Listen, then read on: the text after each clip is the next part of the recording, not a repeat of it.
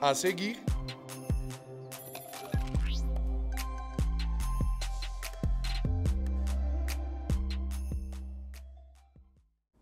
Olá pessoal, quarta-feira, dia 9 de agosto, e hoje nós vamos conhecer um pouco sobre os cavalos, esse universo equino, falar sobre as diferentes raças também e os usos dos equinos como em tratamentos terapêuticos e competições esportivas.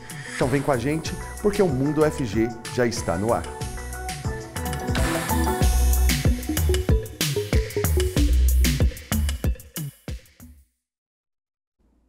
Seja muito bem-vindo e muito bem-vindo você que acompanha a gente aqui pela TV UFG e também pela Rádio Universitária 870 AM. Eu sou Cássio Neves, um homem negro de pele clara, com cabelos Black Power, que hoje estão amarrados em coque, e eu uso barba também. Nesse programa, o intérprete de Libras é o professor Diego Barbosa, coordenador do Labitave. Ele se descreve como um homem de pele branca, com cabelos e olhos castanhos e tem barba cheia. E eu quero te lembrar também de participar aqui com a gente. No WhatsApp, o número é o 62991811406. Vai lá no nosso Instagram também, @TVUFG, e fique por dentro de toda a nossa programação. Muito bem, então para a gente começar então falando sobre esse universo dos equinos, estão aqui as nossas convidadas. Comigo aqui hoje a zootecnista Liz Lima, que trabalha com equinos. Seja muito bem-vinda, Liz. Muito obrigada. E ela se descreve, pessoal, como uma mulher jovem, negra, de pele clara, com cabelos descoloridos na altura dos ombros e olhos negros. Também com a gente hoje a médica veterinária Paola Luquim, que trabalha também há 7 anos com reabilitação comportamental de equinos. Seja muito bem-vinda. Obrigada, é um prazer. Igualmente. Muito obrigado por ter vindo. E ela se descreve, pessoal, como uma mulher jovem, branca, com cabelos curtos, castanhos claros e olhos azuis. Muito bem. Liz, hoje então é dia da ecoterapia? Hoje é dia nacional da ecoterapia. Olha, um prazer vir aqui falar sobre a ecoterapia nesse dia que é tão importante pra gente que trabalha na área. Que bacana. E assim, de que forma que a ecoterapia pode ajudar as pessoas? Como que funciona? Então, a ecoterapia, ela é uma modalidade terapêutica onde ela vai utilizar o cavalo para beneficiar aí uma melhora tanto motora, física, biopsicossocial na vida de pessoas com deficiência física, mental ou alguma necessidade especial. Existe uma raça específica?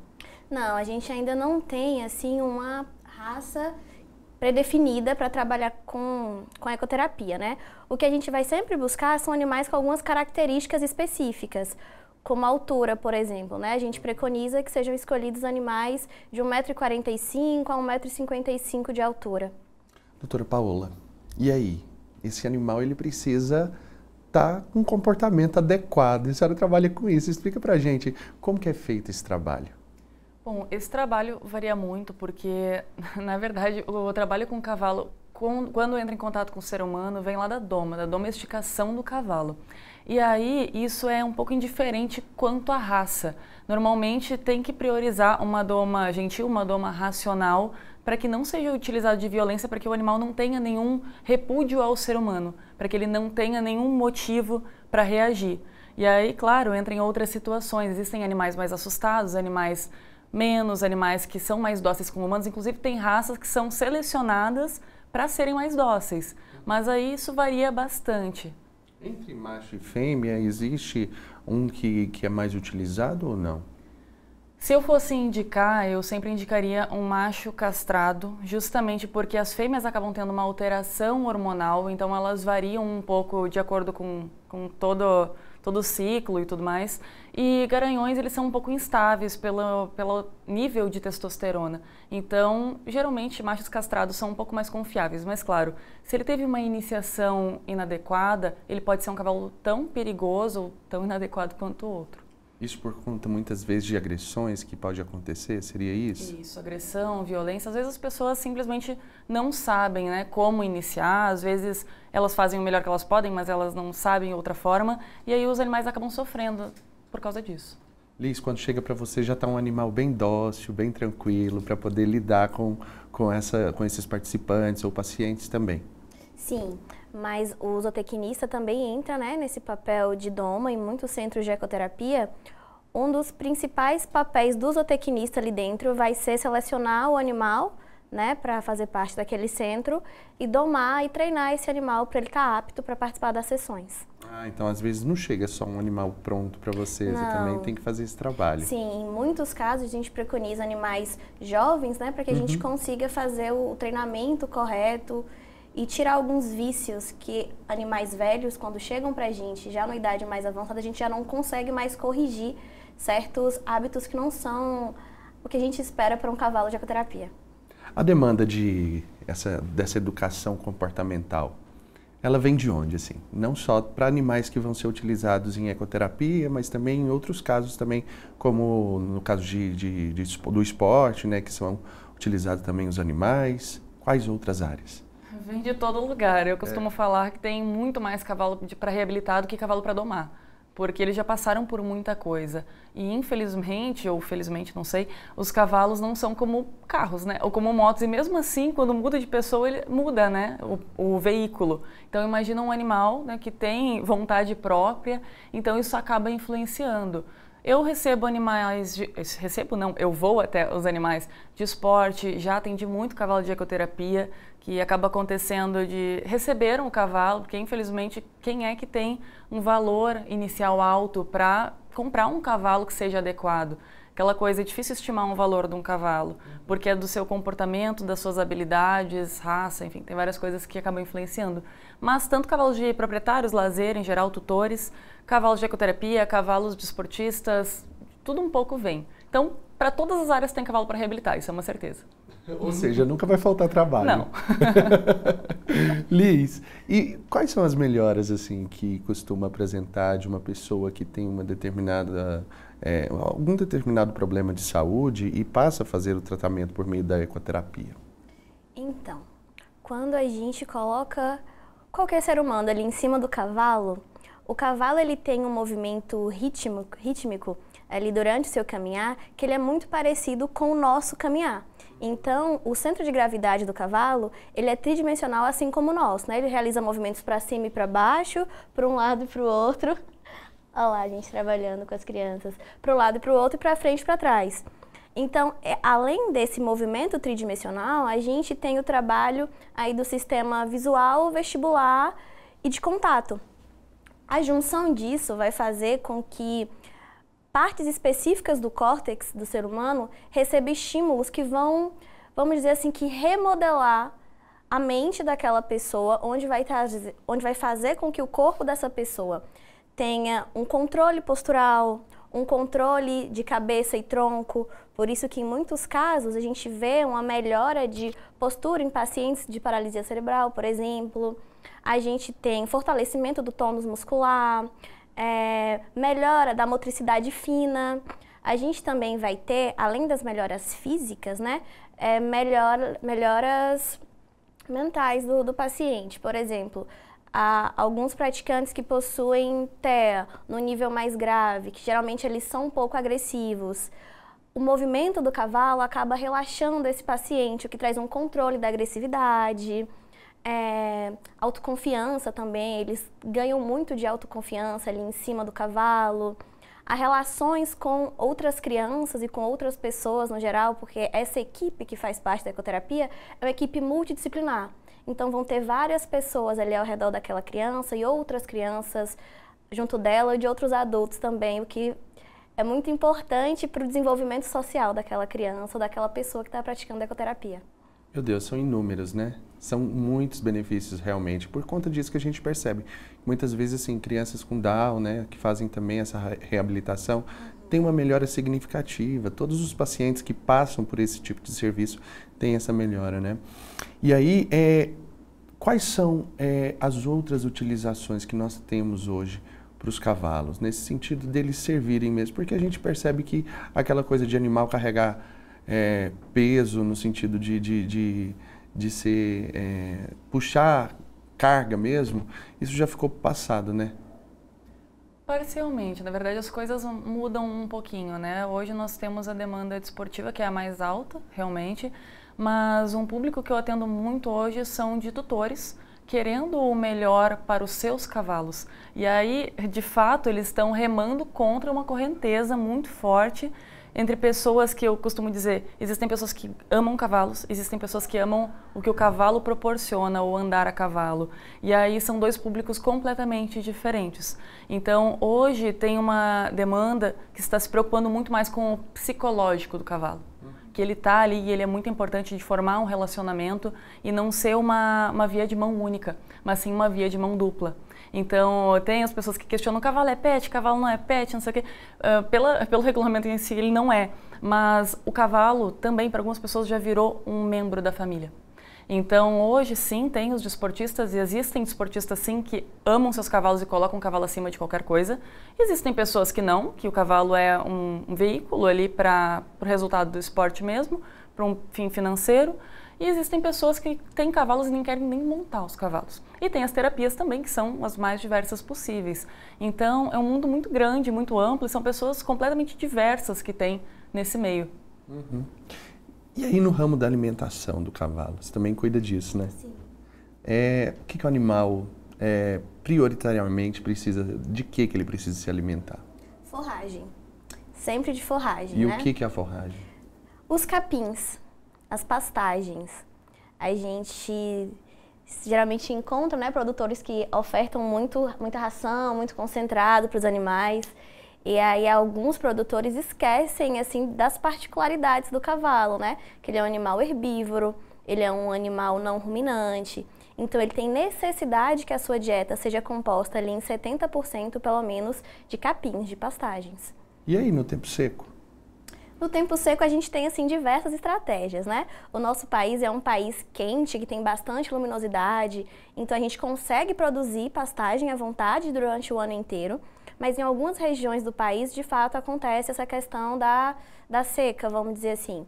A gente consegue fazer com que essa pastagem seja preservada para essa época de seca. Aí a gente consegue fenar esse capim, que é desidratar ele, tirar uma porção de água dele para que ele dure por mais tempo.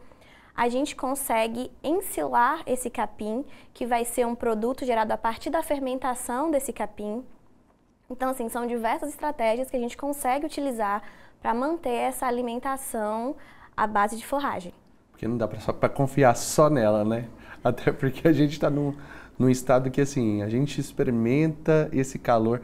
Professora, na hora que chegou aqui, o pessoal falou assim, nossa, aqui tá tão bom. Eu falei, lá fora tava ruim. Ela falou, tá muito quente realmente, né? A gente experimenta nesse período, Paola, esse calor que chega quase a ser insuportável, né?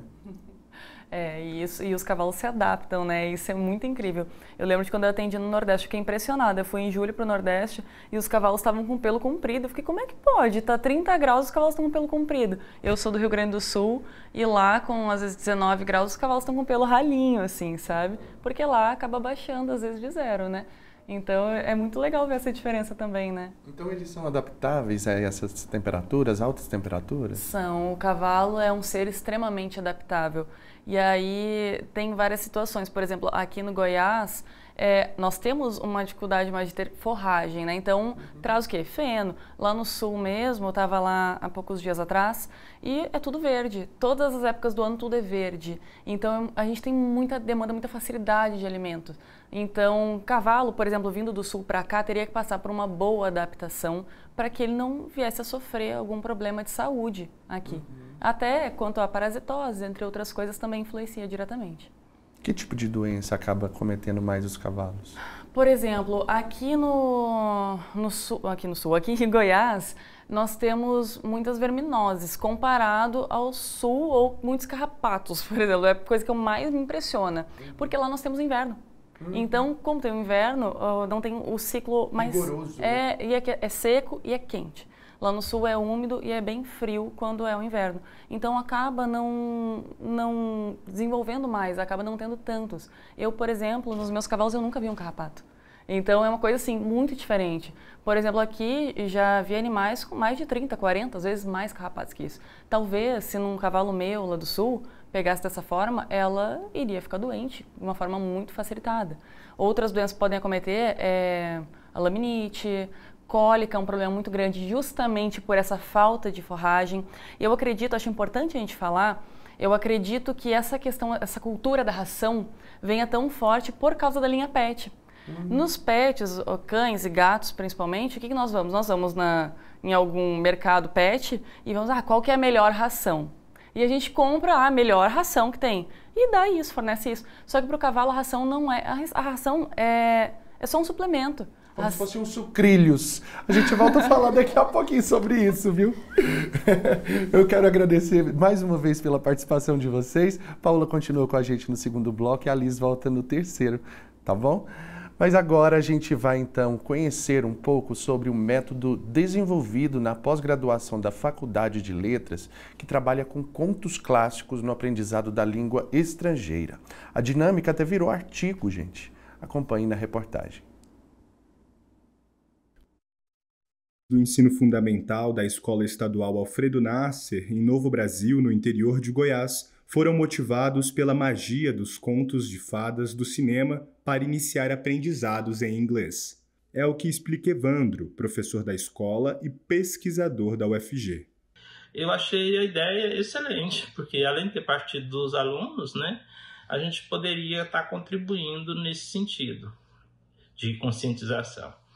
E aí eles fizeram alguns posters, né, os primeiros trabalhos não ficaram tão bons, mas depois a gente foi conversando, a gente foi alinhando esses trabalhos durante as aulas, né? Eu fui orientando e eles mudaram a proposta, começaram a delegar funções entre eles. O método é resultado de uma disciplina do programa de pós-graduação em Letras e Linguística.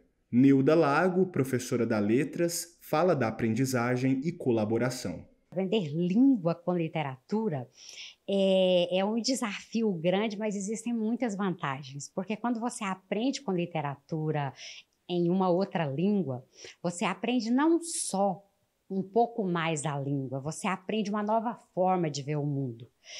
A literatura em língua inglesa ela é elaborada em países distintos do Brasil, com clima diferente, com comida diferente da comida brasileira, com uma outra maneira de entender a realidade, e isso é colocado na literatura. O aluno brasileiro, então, ao entender a literatura estrangeira, ele vai entender essa forma diferente de ver o mundo, essa cultura distinta, e isso tudo é passado por meio da língua, né?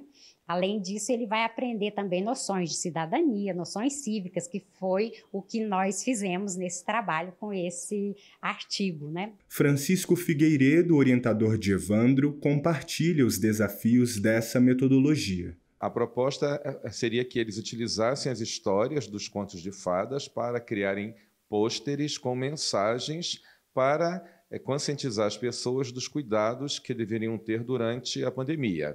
Então, eles fizeram um pôster, por exemplo, da bruxa falando para eles ficarem em casa, da Branca de Neve falando para usar as máscaras, para se proteger. Então, no início, eles tinham bastante receio, né? Eles não se achavam competentes para realizar esse trabalho, mas a gente acredita, né, que um professor estimulando e apoiando os estudantes, eles todos são capazes, né, de aprender e de serem bem-sucedidos.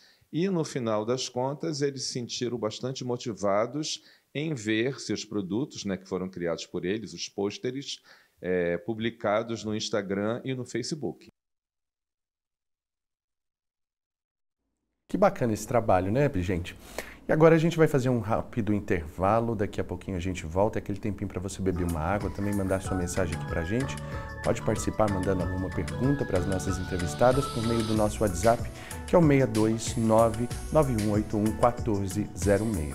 Vou esperar a sua participação aqui, tá bom? Já já a gente volta.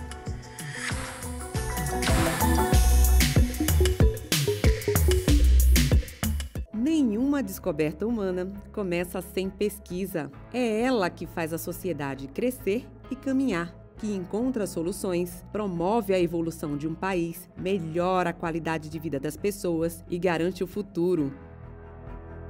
Desde 1981, a Fundação de Apoio à Pesquisa, a FUNAP, trabalha com a gestão de projetos de pesquisa, ensino e extensão, bem como desenvolvimento institucional e inovação tecnológica. Ela atua como um verdadeiro escritório de negócios em apoio à Universidade Federal de Goiás e outras instituições científicas e tecnológicas nacionais, conectando o conhecimento acadêmico à experiência profissional para a promoção do desenvolvimento científico e tecnológico brasileiro. A FUNAP toma decisões baseadas nos princípios fundamentais: transparência, equidade, prestação de contas e responsabilidade corporativa. Traga seu projeto para a Fundação. Acesse o site funap.org.br ou entre em contato pelo telefone 3216-7300. FUNAP, porque grandes ideias precisam de apoio.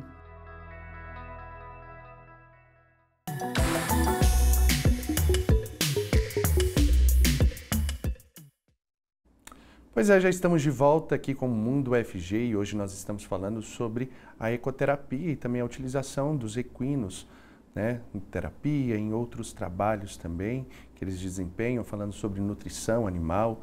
Enfim, vamos voltar então aqui já agora conversando com as nossas convidadas. Continua aqui comigo a médica veterinária Paola Luquim, que trabalha há mais de 7 anos com reabilitação comportamental de equinos. Também já está aqui com a gente a zootecnista Milena Andrade, mestranda em nutrição e produção animal. Seja muito bem-vinda. Muito obrigada. Obrigado você pela presença, por trazer essa contribuição. E ela, pessoal, se descreve como uma mulher jovem, de pele clara, com cabelos e olhos castanhos.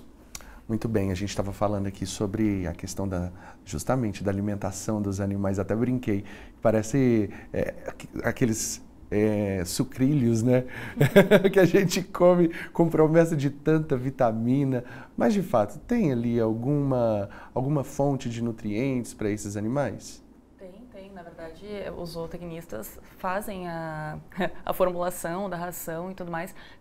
O que acontece mesmo, o que eu estava falando, é que ela é um complemento. Ela não pode ser dada somente a ração para o cavalo, né? Somente o concentrado. É muito importante que tenha a forrageira, as forragens em primeira mão, em primeiro lugar. E que a ração seja simplesmente algo complementar da dieta desse animal. Lembrando que cada animal tem um metabolismo diferente e deveria ter uma dieta própria para cada animal. E seu mestrado está justamente ligado a isso, né? Sim, na parte de produção e nutrição animal. E aí na nutrição, vocês trabalham com toda essa questão do preparo também desses alimentos que são produzidos para esses animais? Sim, o zootecnista ele trabalha desde a matéria-prima até o produto final, que seria essa ração.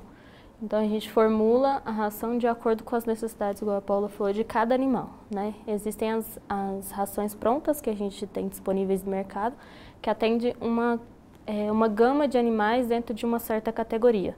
E assim a gente consegue desenvolver o melhor possível esse suplemento para nutrir esses animais. Tem aquelas determinações assim como para pets, de animal a partir de tal peso ou a partir de tal idade? Funciona dessa maneira também?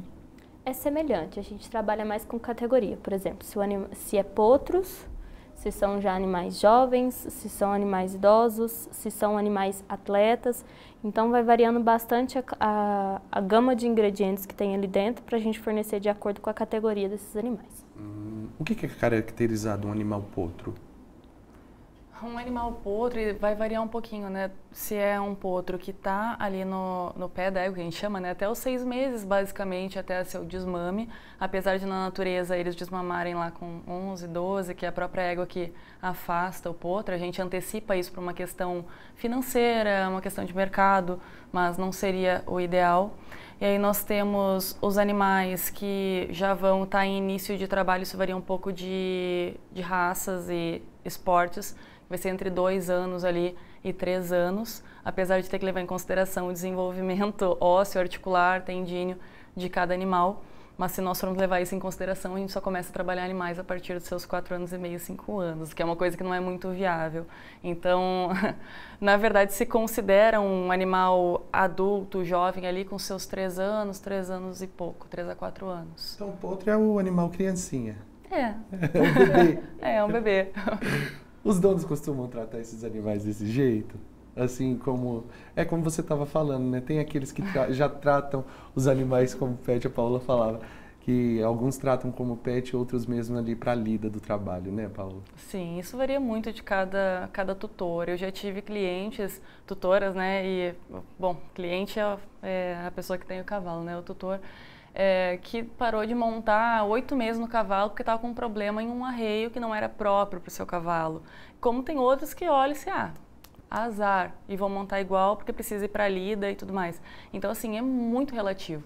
As pessoas variam muito o seu comportamento e sua forma de pensar quanto aos cavalos.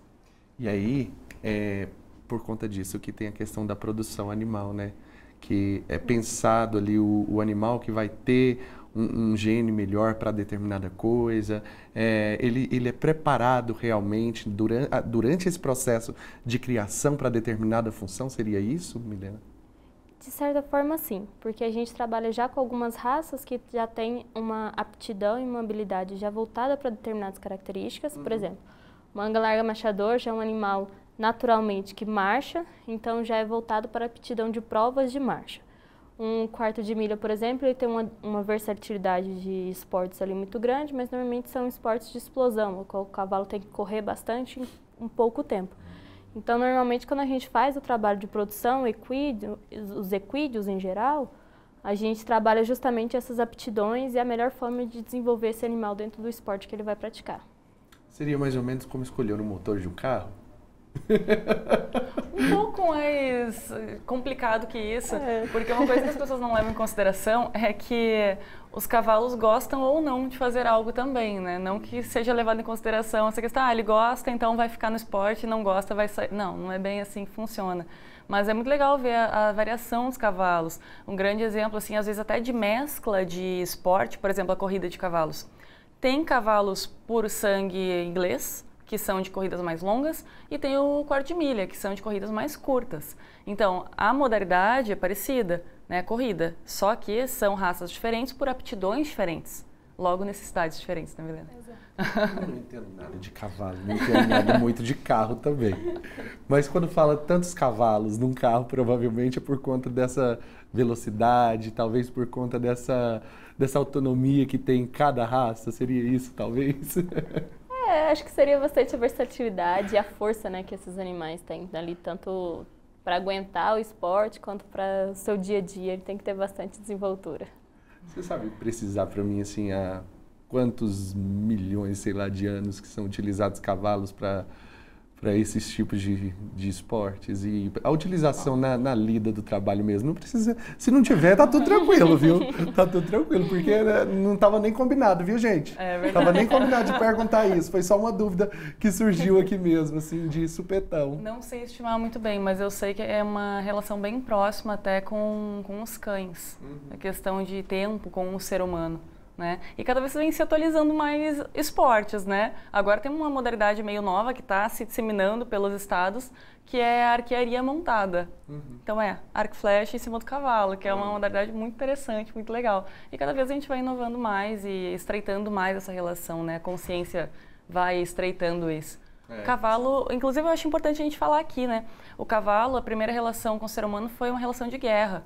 Então, é difícil olhar para um cavalo sem pensar em usar força, porque é um animal tão imponente, tão forte, só que o cavalo é um animal tão sensível.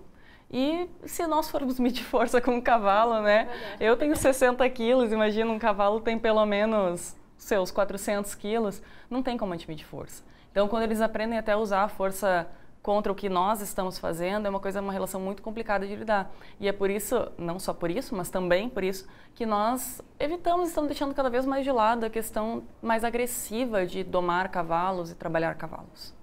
De onde veio essa paixão por animais, por querer estudá-los mais um pouco, trabalhar nessa questão de reprodução? Desde sempre eu fui apaixonada por bichos, eu tenho bastante animal em casa, tenho gato, cachorro, sempre gostei bastante. E sempre quando a gente vai trabalhar no ensino médio ali, que a gente procura a nossa aptidão para a faculdade, eu sempre gostei dos animais, então eu vim para a área animal. E desde então eu conheci a professora doutora Kate, E aí a paixão foi maior ainda por cavalos. A gente tem animais aqui na faculdade. Cada vez mais me estimularam a estar ali no dia a dia, a pesquisar. E hoje já são alguns anos aí nas pesquisas, no desenvolvimento, na tentativa de melhorar tanto o nosso convívio com eles, quanto o mundo deles. O cavalo não é tão utilizado como alimento, assim como os bovinos, né? Existe uma explicação para isso?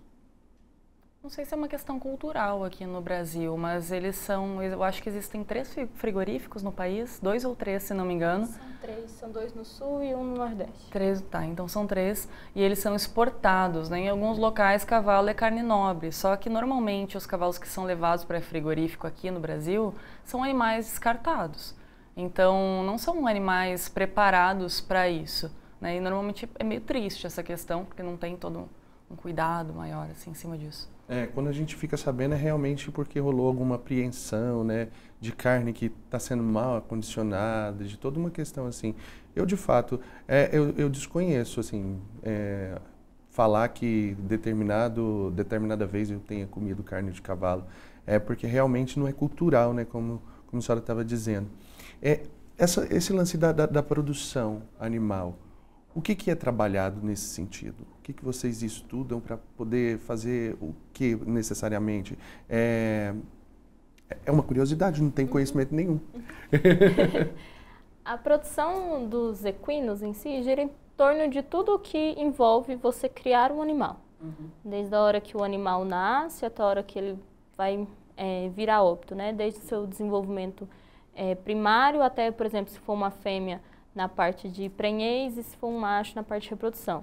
Levando esse animal, se for o caso, aos esportes, às competições, ou se for ao caso, ele vai para a parte reprodutiva, especificamente para a reprodução, que são as nossas receptoras, ou então são animais que são voltados para lidas ou diversas outras atividades. Então, quando a gente trabalha com a produção, a gente quer sempre exacerbar o que o animal tem de melhor naquela característica que a gente deseja. A gente sempre volta o animal, sempre volta as características tanto nutricionais, quanto ambientais, quanto até a própria escolha da genética do animal para aquela característica que a gente precisa produzir. Cruzar uma raça com outra raça é possível ou não? É possível, só que hoje em dia a gente não aceita esses cruzamentos para registro genealógico. Ali no campo, no dia a dia, muitas vezes os próprios criadores fazem essas misturas na tentativa de obter um animal mais rústico, digamos assim. Mas quando a gente entra de frente com a associação ali, a gente não consegue o registro desses animais, justamente porque ele perde a característica da raça, de cada uma das raças. Como a mistura genética, o animal não é nem uma raça e nem outra, ele é a mistura das duas, então nenhuma das associações aceitam. Não sei se a gente pode dizer assim, mas ele seria um vira-lata, fazendo a comparação com um cachorro, Paola. Seria mais ou menos Bom, isso? SRD, né? Mas depende de algumas aptidões. Por exemplo, um salto não é uma coisa que se leve tanto em consideração. Então tem, por exemplo, a quantidade de sangue que tem na raça, tem porcentagens. Colocar um puro sangue inglês em um Holsteiner, por exemplo, que é para deixar o cavalo mais leviano, mais lapidado. O puro sangue inglês é um cavalo interessante, ele é um cavalo com várias questões e ele é muito delicado porque ele vem da mistura de 3 garanhões com 20 éguas somente. E todos eles têm uma mistura... Como assim? A origem dele. É retirado sêmen de 3 garanhões? Não, a origem. Ah, tá, entendi. Então, assim, de certa forma, todos os cavalos que existem hoje puro sangue inglês registrados acabam tendo uma consanguinidade entre eles, porque é pouco, né? Muito pouco, são 3 com 20. Então é complicada essa questão. Então o quarto de milha aceita um puro sangue inglês e entra como meio sangue e vai evoluindo até um puro sangue, no caso quarto de milha. E também o salto eles aceitam muito melhor, né? Agora só aceitam fêmeas, mas antigamente também registravam como BH, brasileiro de pismo, os cavalos puro sangue inglês que também tivessem uma performance. Hoje também registra por performance, então se ele tem um destaque no esporte, registra, mas tem várias questõezinhas sobre isso. Geralmente as associações, elas trabalham na tentativa de ter os animais puros, né? E quando são esses animais, igual a Paula falou, que são de registros separados, aí é toda uma burocracia e normalmente não são considerados animais puros de origem. né? Que é os animais que têm o sangue puro, igual a gente estava falando da mistura. Eu quero saber mais dessas burocracias, inclusive no próximo bloco. Você vai continuar com a gente. Quero te agradecer, Paola, pela sua participação aqui com a gente. Muito obrigado pela contribuição e até uma próxima. Eu que agradeço, foi um prazer enorme. Obrigado. Pessoal, e agora nós vamos então conferir a agenda de eventos, ações e editais da UFG. Rodou.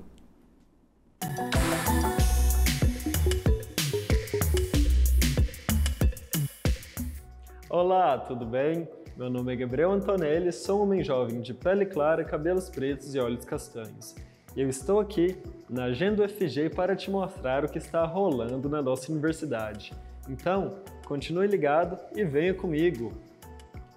Eu começo te lembrando que terminam hoje as inscrições do processo seletivo para alunos especiais do programa de pós-graduação em Genética e Melhoramento de Plantas daqui da UFG. Pode se inscrever a alunos especiais que não estejam vinculados a outros programas de pós-graduação e também que tenham diplomas na área de atuação. E para mais informações, acesse o site ppggmp.agro.fg.br. E agora a indicação é para quem se interessa por iniciação científica. Vão até a próxima segunda-feira, dia 14, as inscrições para o programa de iniciação à pesquisa da UFG.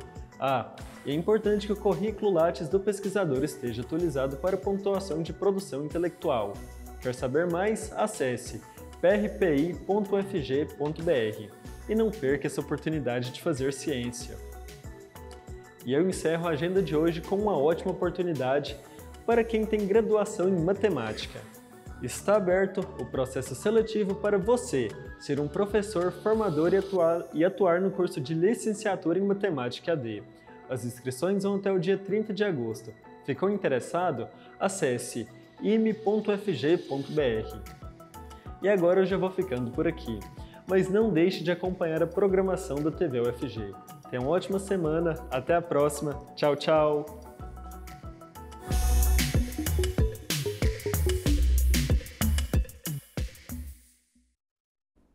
Valeu, Gabriel. Muito obrigado, viu, pelas informações. E agora nós vamos fazer mais um rápido intervalo, pessoal. Aquele tempinho para você beber mais uma água, mandar também sua participação aqui com a gente, tá bom? Eu te espero, a gente volta já já.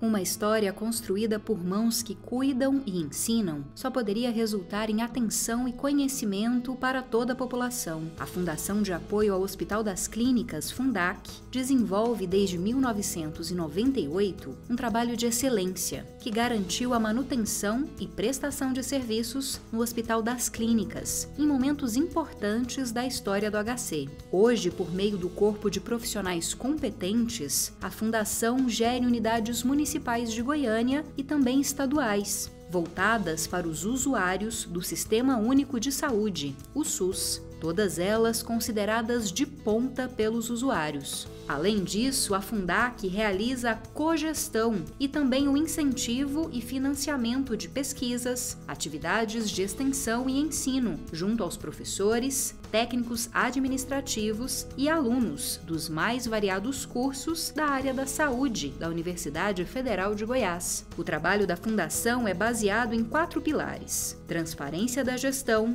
total comprometimento com a qualidade dos serviços assistenciais, otimização de custos, eficiência e eficácia em uma assistência humanizada. Assim, ela atua com respeito, carinho e dedicação a quem precisar. Fundac, uma fundação feita por gente que cuida da gente.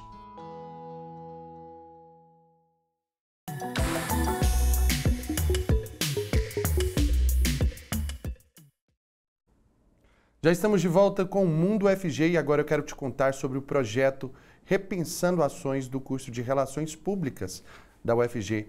Eles estão recebendo doações para a gente entender melhor como funciona essa campanha. Vamos conversar com a professora Flávia Martins, que é coordenadora do projeto. Seja muito bem-vinda, Flávia. Boa tarde, Cássio. Obrigada. A gente que agradece aqui pela sua presença. E a Flávia, ela se descreve como uma mulher negra de pele clara, com cabelos curtos, escuros e cacheados. Então, para a gente já começar a entender sobre o projeto, quero que você explique para a gente como está funcionando essa campanha de doação. É doação de que exatamente? Bom, Cássio, nós estamos recebendo doações de cestas básicas, alimentos, roupas, brinquedos, calçados, livros, né? Então, são todas atividades que serão, elementos que serão doados no dia da nossa ação social. Acho importante falar um pouquinho primeiro, antes disso, né, das doações, o que é o projeto, né? Um projeto é um projeto de extensão do curso de Relações Públicas aqui da UFG, que visa repensar as desigualdades sociais e promover ações para minimizar, né, essas desigualdades entre os grupos mais vulneráveis. E esse ano nós vamos fazer uma ação em Aparecida de Goiânia, numa região bastante vulnerável ali, chamada Vale do Sol, com 200 famílias, mais ou menos, em situação de bastante vulnerabilidade. Lá as pessoas realmente precisam muito desse apoio, né? E há quanto tempo que existe o projeto? Bom, o projeto ele começou esse ano, né? Nós já vínhamos desenvolvendo na disciplina de Relações Públicas Comunitárias algumas ações sociais menores ao longo dos anos. E esse ano, né, nós formalizamos esse projeto com esse formato, né, com a proposta de promover anualmente ações com grupos diferentes aqui na região metropolitana. E assim, como que as pessoas podem fazer para entregar então essas doações? Elas podem entregar todos esses alimentos onde especificamente? Bom, nós estamos recebendo doações lá na Faculdade de Comunicação e Informação da UFG, no Campus 2, né? O pessoal pode procurar a secretaria lá, que eles armazenam essas doações. Mas nós temos trabalhado principalmente com o Pix, né? Para facilitar o recebimento dessas doações, inclusive até o transporte dessas doações até o local, porque nós temos comprado essas cestas básicas diretamente com o fornecedor. Então, o Pix do projeto é o projetorepensanações@gmail.com. Qualquer quantia é muito bem-vinda. Além disso, né, nós estamos recebendo lá na faculdade doações de roupas, brinquedos, calçados, né, tudo será também bastante bem-vindo. Repete para a gente o Pix, por favor. projetorepensanoações@gmail.com. Ótimo. Deixa o Instagram também, porque por meio do Instagram o pessoal pode também pegar todas essas informações, né, e tirar dúvidas. Sim, exatamente. Nós temos Instagram e Twitter, né, que está no @repensandoações. Ok. Flávia, muito obrigado, parabéns aí pelas ações, parabéns pelo projeto, que ele continue por muitos e muitos anos, trazendo muitos frutos, né, para essas famílias que tanto precisam e trazendo outros benefícios também para a sociedade, conforme é a intenção, né, é a intenção primeira desse projeto. Parabéns, muito obrigado, viu? E agora eu volto então aqui para a nossa outra parte do estúdio, para a gente retomar o nosso bate-papo falando hoje sobre os equinos, sobre esse trabalho, né, desenvolvido com eles que ajudam tanto nessa parte de recuperação, né, na ecoterapia, como a gente estava dizendo. E aí de volta aqui comigo então no estúdio, a zootecnista Liz Lima, que trabalha com equinos já há algum tempo, né? Ela estava aqui com a gente no primeiro bloco, volta agora no terceiro e também aqui com a gente a Milena Andrade, mestranda em Nutrição e Produção Animal. E aí, Milena, eu tenho uma dúvida. Conforme a raça, conforme o tipo de produção desse animal, se ele é sangue puro, se ele não muda também o valor comercial desse animal? Sim. Normalmente a gente tem a escala padrão, né? Quanto mais novo o animal, geralmente ele tem a tendência ao crescimento no seu valor, mas principalmente quando o animal tem o registro na associação, ele possui um valor agregado maior, e também quando ele é um animal de esporte e ele tem bastante títulos, ele tem bastante ganhos nas competições, isso também aumenta bastante seu valor aquisitivo, porque a procura por aquele animal, ou pelo sêmen dele, ou pelo embrião, se for, por exemplo, se o aras for detentor tanto do macho quanto da fêmea, ou do óvulo da fêmea, isso gera bastante retorno monetário para os produtores. A gente estava falando aqui que, na hora do intervalo, pessoal, só para vocês entenderem, a Liz estava falando que tem animal que muitas vezes é tratado melhor do que ser humano, né?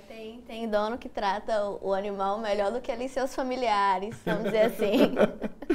E assim, de fato, ele traz esse benefício para o dono, é todo um carinho, né, também voltado para esse animal. A gente chegou a falar também aqui nos outros blocos que existem pessoas que deixam de utilizar o animal por conta de uma cela que não se adapta tão bem, né? A Paula estava explicando para a gente. E que bom que caminha nesse rumo, né, Liz? Porque a gente já ouviu e ouve ainda falar tanto de maus tratos aos animais.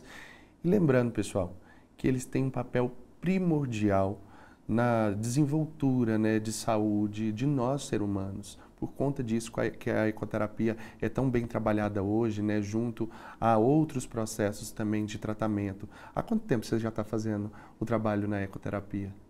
Na verdade, eu atuo com a ecoterapia desde a minha época de graduação. Na instituição a qual eu fiz a graduação, lá tinha um centro de ecoterapia, onde nós alunos tínhamos a oportunidade de estar acompanhando de perto o trabalho, né? Não vou entregar quanto que eu entrei na graduação, porque vai entregar a minha idade, mas são alguns bons anos, assim. E como você estava falando, o cavalo, ele é importante para a gente não só na parte terapêutica, né? Mas lazer, segurança, né? Nós temos aí a Cavalaria do Estado, a Cavalaria do Exército também, que trabalha com os cavalos. Alimentação, como vocês falaram no segundo bloco, né? A carne, o leite, o queijo de jumenta, por exemplo, é o mais caro do mundo. Na Europa pode chegar a R$3.000 o quilo. Então o cavalo é um animal muito versátil que pode nos ajudar, assim, nos beneficiar de diversas formas imagináveis e inimagináveis. Você estava contando pra gente que na sua cidade o consumo da carne de cavalo ele é muito comum, né? Assim, como a Paula falou, aqui no Brasil a gente tem um baixo consumo por conta da cultura, mas na minha cidade, Tapetinga, na Bahia, na verdade na Bahia nós temos 3 plantas frigoríficas onde é realizado abate e exportação da carne de cavalo. Então, como a gente tem a oportunidade de abater, por uma questão de controle de qualidade, a gente tem a oportunidade de estar consumindo essa carne. É uma carne mais adocicada do que a carne bovina, né? Uma carne que ela possui bastante glicogênio. É uma carne mais escura, dependendo da idade do animal, a gente tem uma carne mais macia ou mais dura, né? Mas é uma carne bastante saborosa. E o que interfere nessa qualidade do animal? No caso, você faz esse estudo também, o seu estudo é voltado, nesse caso, da produção da carne também ou não? Atualmente, o meu estudo não. Conta pra gente, na verdade, então, um pouco sobre a sua pesquisa que a gente quer saber. A minha pesquisa é tentar levar uma alternativa para o produtor. De que forma? A gente vai testar a realização da morfometria, que é uma etapa importantíssima para um registro de um animal, que é as medições de padrões a qual a associação determina. Então, a gente vai fazer esses registros através de um smartphone e da câmera do Kinect, do Xbox, e na tentativa de desenvolver um modelo matemático que o produtor consiga realizar as medidas sem a necessidade de chamar um técnico. Por que isso? Porque muitas vezes o técnico chega para medir o animal e o animal falta 1 centímetro para registrar. Aí você foi lá, pagou a diária do técnico para ir até a sua propriedade, pagou o deslocamento do técnico e chegou lá, foi em vão. Então a gente não tira a oficialização por meio do técnico, mas a gente traz uma possibilidade do produtor acompanhar o desenvolvimento do seu animal dentro da própria fazenda, sem a necessidade de um custo tão alto. Olha só a tecnologia fazendo parte aí desse barateamento, inclusive, do trabalho, do serviço que é consumido, né? Sim. Falando em tecnologia, eu quero aqui registrar a participação da Nilva, ela que participa com a gente por meio do nosso WhatsApp, e aí ela fala, boa tarde. Uma boa tarde para você também, viu, Nilva? E muito obrigado por participar aqui com a gente. O tema de hoje está bem legal. Gostaria de saber por que o cavalo tem um olhar bem triste. Eu particularmente acho. Parece que realmente, gente, assim, eu concordo com a Nilva. Parece que às vezes você olha para o cavalo e tem aquele olhar meio triste. Vocês não acham isso, não? Vocês que trabalham diretamente com os animais. Será que não é um olhar tranquilo, de serenidade? Olha só, uma outra interpretação, será, né? Será que a tristeza, me perdoe, Nilva, mas será que não está em quem está olhando para o animal? Olha, que então... as nossas emoções interferem diretamente de como a gente vê o mundo, né? De como a gente vê o que está ao nosso redor. Talvez possa ser isso. Talvez, olha, quando eu olho para uma galinha, por exemplo, eu tenho muito medo de galinha, gente. Eu tenho que compensar Já fiz terapia pra isso. Eu olho, parece que assim, ela tem um olhar maldoso. Quando eu olho pro cavalo, parece que ele tá meio triste. Depois disso que você falou, eu acho, Liz, que eu vou procurar um psicólogo. Nilva, tamo junto nessa, viu? Porque eu também acho. Às vezes ele transfere aquele olhar triste. Muitas vezes a gente tem essa relação de exprimir um sentimento no animal, ao qual às vezes ele não tá ali naquele momento dele. Muitas vezes é o olhar de serenidade e também muda a conformação do animal. Às vezes o animal tá só tranquilo, ele tá ali no seu momento de descanso, e às vezes a gente vai ali num momento meio inoportuno para ele. Então, muitas vezes a gente tem essas diferenciações da forma de ver o animal. E cada raça também tem o seu padrão ocular, né? O que varia bastante ali da forma de a gente observar ele. Tá certo. Nilva, olha, mãozinha dada, vamos pro psicólogo então. Talvez é a gente que tá triste. A gente pode recomendar, Nilva, o trabalho de uma pesquisadora? Tem uma pesquisadora, Nilva, chamada Caroline Bini. Você pode procurar lá no Instagram. A Carol, ela realiza um trabalho usando a tecnologia também, assim como a Milena, que essa tecnologia ajuda a identificar as expressões faciais do cavalo. Olha. Talvez aí esse trabalho da Carol te ajude a identificar quais são as expressões faciais que seu animal está tentando identificar para você. Mas assim, você que trabalha diariamente, diariamente, né? Tá sempre ali com o animal próximo, o cavalo. Hoje menos, porque eu também estou como mestranda aqui da instituição. Ah, tá. Então eu tenho acompanhado menos. Mas nesse trabalho, quando você tá perto do animal, como que você identifica se ele está ali num bom momento, se ele não está? É possível estabelecer isso por meio de algum comportamento? Rapidinho, porque a gente já está no finalzinho do programa. Convivência. Assim como você consegue identificar quando algum amigo seu não acordou num dia muito bom, a gente também consegue identificar isso no cavalo. Às vezes, um comportamento que não é habitual ao do dia a dia do animal, a gente consegue identificar esse comportamento e a gente até dá uma folga para o cavalo, vamos dizer assim, da ecoterapia, quando ele acorda com o pé esquerdo, quando ele acorda com um comportamento que não é habitual do dia a dia dele. Que ótimo, muito obrigado pelas informações. Bate-papo tranquilo, né, gente? Muito obrigado. Olha, quero te agradecer, Liz, quero te agradecer também, Milena. Muito obrigado aqui por trazer essas informações. Parabéns pelo trabalho de vocês. E, mais uma vez, lembrando que hoje é o Dia Mundial Nacional. Dia Nacional da Ecoterapia. Pronto, gente, é isso. Muito obrigado. Quero agradecer você que está aí do outro lado, participando com a gente também, ligado aqui com a gente todos os dias. Amanhã eu tô de volta, viu? A partir da 1h da tarde. Beijo e até mais. Tchau.